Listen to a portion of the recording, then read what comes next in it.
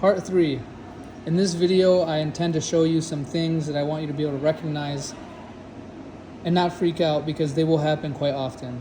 So here we are, the vent is on, we're in PRVC, the machine is breathing for the patient as you can see. I'm not doing anything, it's in auto mode. Now you're just sitting watching the vent and then boom, let's see what happens. All of a sudden, your tidal volume, expired and inspired, are not making sense. And you're like, what the hell is that sound? The circuit got disconnected, okay?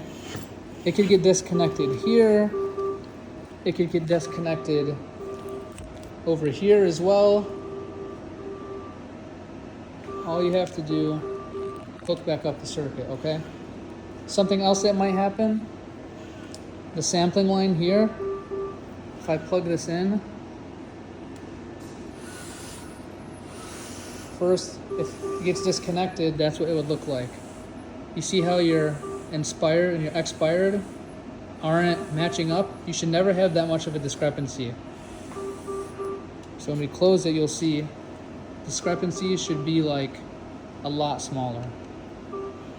That's normal. Maybe like 5% of a difference, okay? Now, if the sampling line is occluded, what you would see, and I have to put this in my mouth. Oh my God, I just remembered this on the floor. That's disgusting. But the machine will tell you that the sampling line is occluded. It should recognize it. Sometimes, see occlusion and sampling line. I'm too good at this.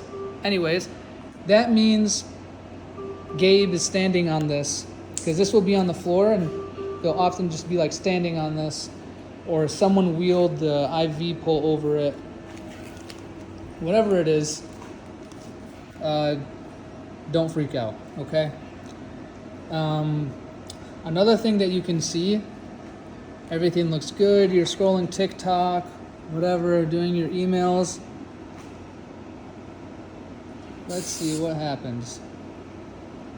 Just watching the vent, or not watching the vent, sorry. See this. Hey, patient's moving. You look over at the patient and they're doing this. That means they're trying to cough, or they are coughing, or they're bucking, or they're moving. Don't freak out. Push them, give them a push of some probe, deepen them. If they're allowed to breathe, put them on a pressure support. But typically that's what you'll see when the patient's coughing. Now, if the patient's bronchospasming, this is what you would see. So here's the patient's lungs. Ready? I need to get a lot of pressure here. I'm gonna put this up against me. So 1, 2, 3. See that? Super high peak pressures. I'm giving this bag a huge squeeze, right?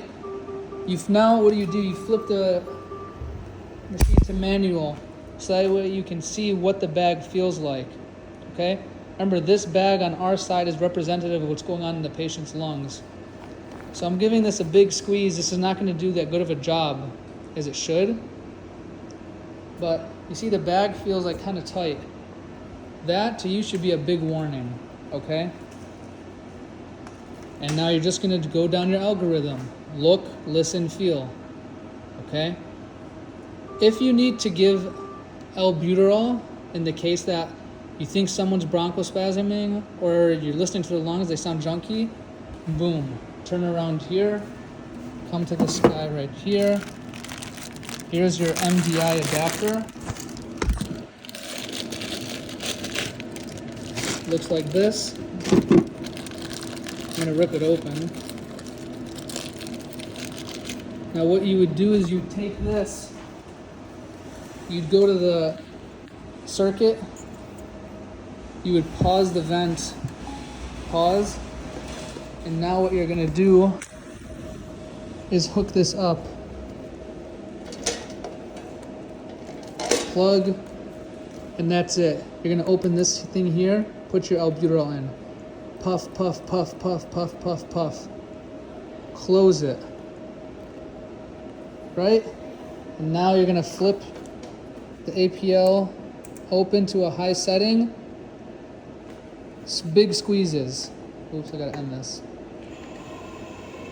Big squeezes. 1, 2, 3, 4. Idea is that I'm pushing the albuterol I just administered to the patient's lungs. Now, one way to see if that's working is you'll see desflurane pop up here because the machine recognizes it as desflurane for some reason. Now, some people will tell you if you're going to administer albuterol, disconnect the CO2 sampling line. But personally, I don't like doing that because I think, why would I not want to make sure that it got delivered to the patient, okay? And those are just some common things to be aware of, okay?